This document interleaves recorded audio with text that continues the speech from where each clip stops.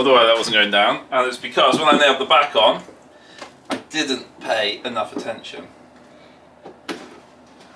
And I must have nailed through one of the rebates that I put in there. So, always worth marking stuff up properly.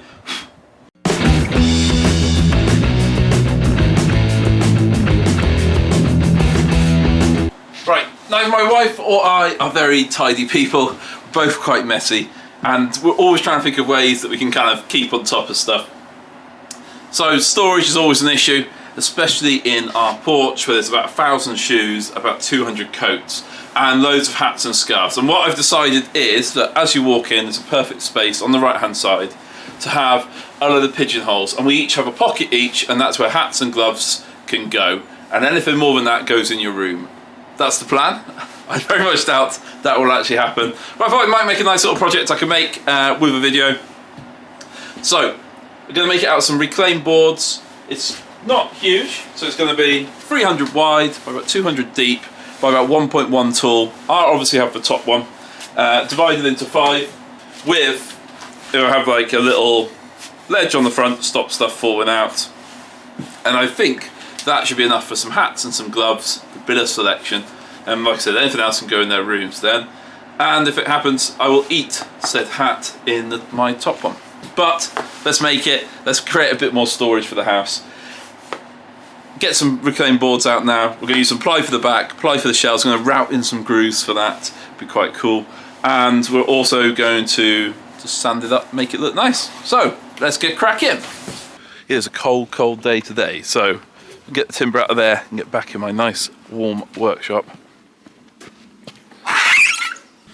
I keep quite a good selection of my reclaimed boards down here. Sometimes I grade them as I put them in, and sometimes I don't. This time I haven't, so it's just a case of just picking through and trying to find some decent boards that will work for the project. So I want a couple of long ones to start with. Maybe that one's not so good. And with these reclaimed boards, what I'm kind of looking for is I want them to be not cupped, really. That's the key. So kind of relatively clean from knots and stuff. So no kind of dead knots that have fallen out. It's always the problem with reclaimed boards like this. So nice and flat boards that I can sand up and not have to run through the planer. So, because I don't want to lose any more kind of depth on them, really. Right, my plans have already changed because these boards are 1 metre long and I don't want to buy in boards, so we're going to use these ones and just drop it down by 1 metre. I might make it just 4 pockets. I don't need a pocket. Might be better off doing that. 1 metre into 5, still 200. Yeah, 8-inch would work anyway. So first things first with reclaimed timbers, to either go over it, make sure there's no nails, staples or anything that's going to damage my blades. Blades are more expensive than the wood. So I'm going to go through that now, and then I'm going to sand them up. No, I'm not. Then I'm going to cut them up.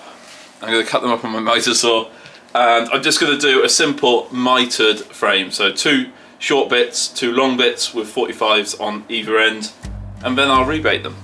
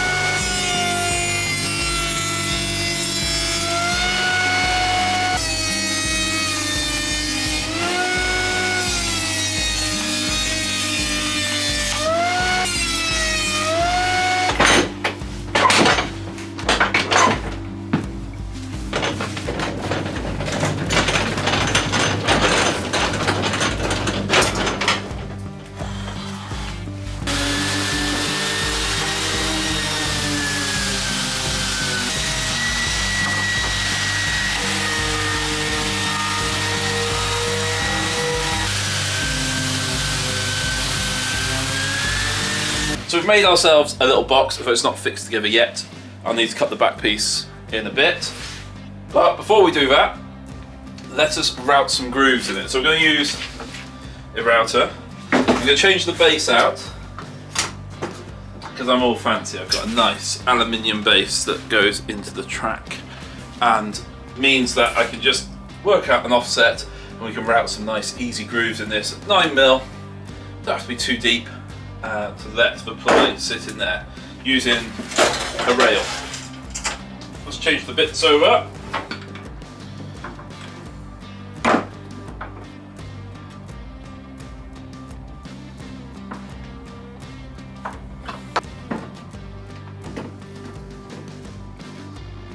Okay, so it's a case of working out the distance between them. I'm going from underside to underside, making sure the gaps are roughly even. And it's 197 from underside to underside.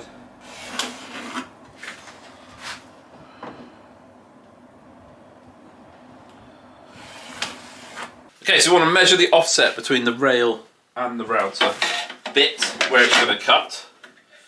Just do that with a ruler. 45mm. So from each one of these lines, we want to mark an offset now. 45mm. 90.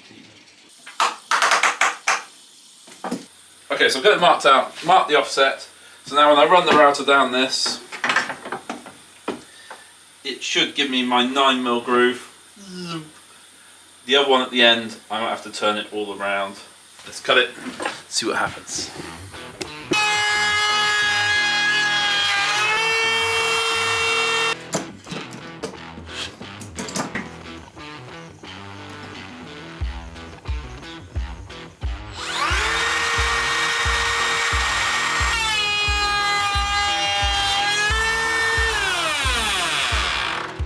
Now if I was in America, I'd have like a dado cutting head in my table saw because everything they do over there is with a table saw. But this works, it works well for a small little workshop like mine as well. Big table saw running boards through just doesn't really work in here. Admittedly, if I want to make loads of them, I'll probably make a jig of some description. But I'm not, am I? So make it one.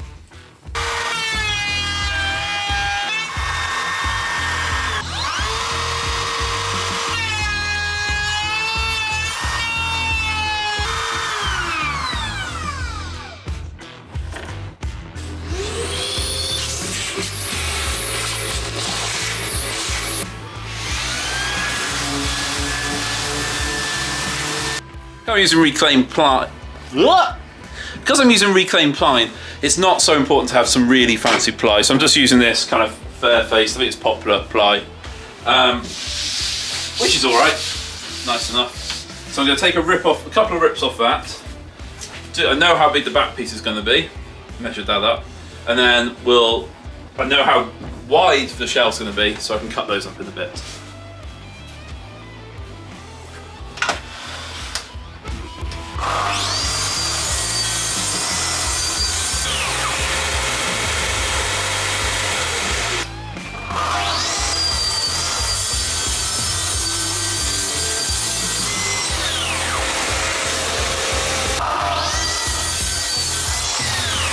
Okay, so we're going to start dead simple. We're going to use the brad nailer.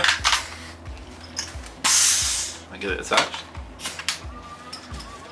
Some glue, and we're just going to glue up the frame and then put in the back and pin that in as well. We'll use 50mm for the miters, and then we'll just use some 30mm, 32mm for the other bits.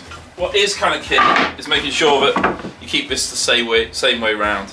Because obviously we've measured from one side, so if we don't, then things aren't going to line up and they're going to look pretty wonky.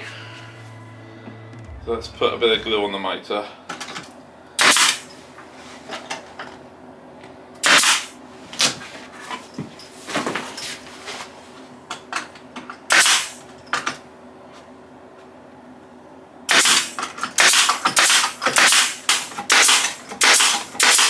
Oh.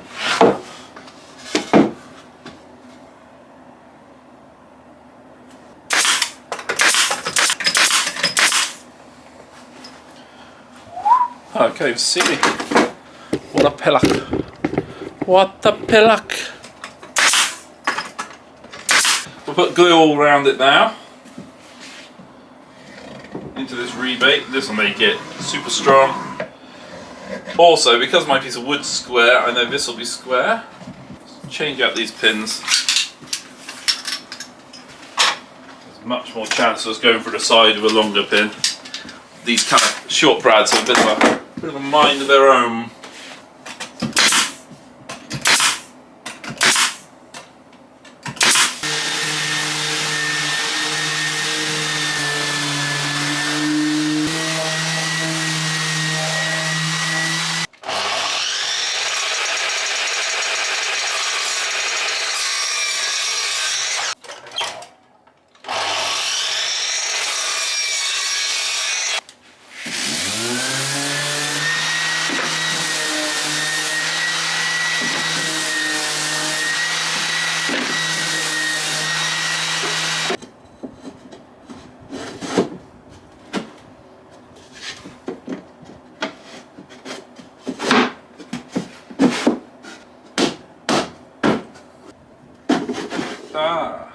Wonder why that wasn't going down, and it's because when I nailed the back on, I didn't pay enough attention.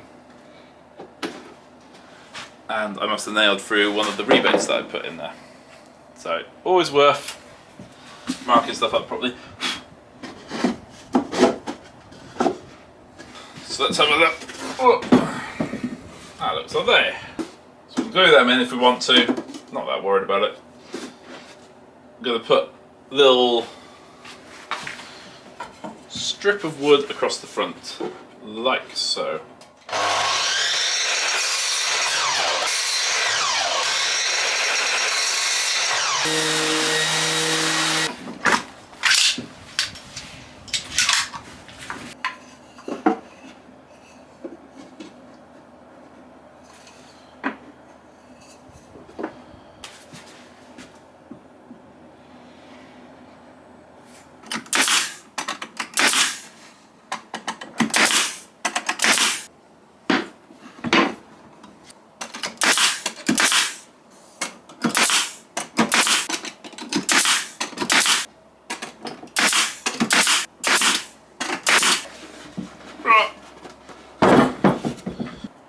Could add blackboard paint on there as well if you wanted to label each one up. I don't think there's any need. No one's going to use it anyway. Right. If I get this oiled up now, it means I can do something else tomorrow.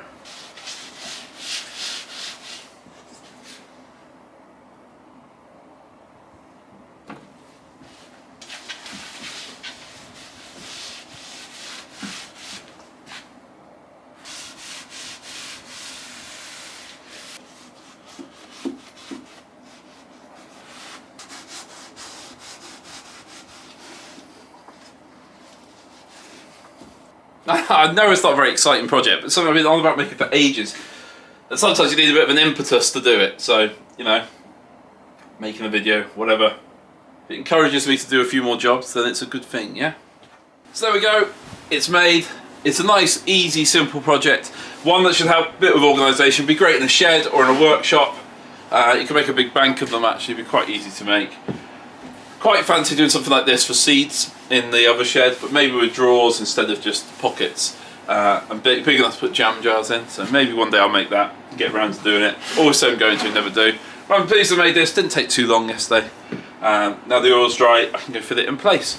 If you enjoyed this, let me know in the comments what else you'd like to see me build, and I'll see you next time. Thanks for watching.